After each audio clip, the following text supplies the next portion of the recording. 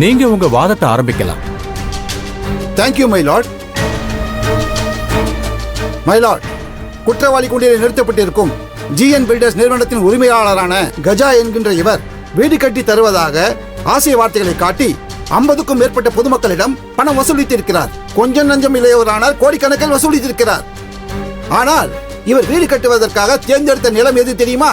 அரசாங்கத்துக்கு சொந்தமான புறம்போக்கு நிலம்.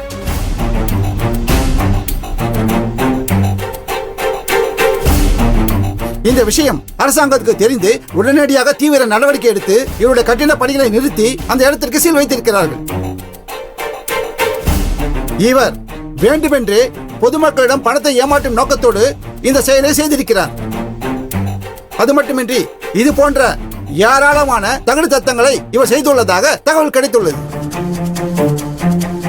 அரசுக்கு சொந்தமான புறம்போக்கு நிலத்தில் வீடு கட்டுவதாக ஒரு பாவனையை ஏற்படுத்தி அதனை பொதுமக்களிடம் விளம்பரப்படுத்தி அவர்களுடைய ஆசைகளை தூண்டி அவர்களின் பணத்தை பறிக்கும் செயலை தொடர்ச்சியாக செய்திருக்கிறார்.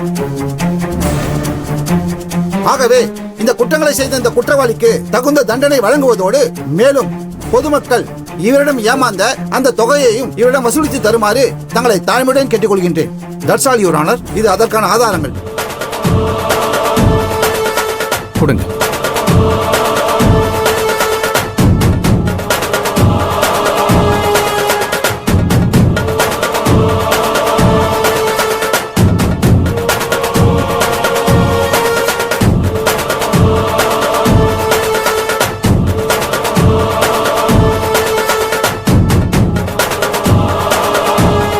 டிஃபென்ஸ் லாயர், நீங்க உங்க ஆர்குமெண்ட் ஆரம்பிக்கலாம்.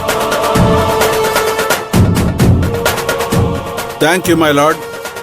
மை லார்ட், குற்றம் சாட்டப்பட்டிருக்கும் எனது கட்சிக்காரர் ஒரு அப்பாவி.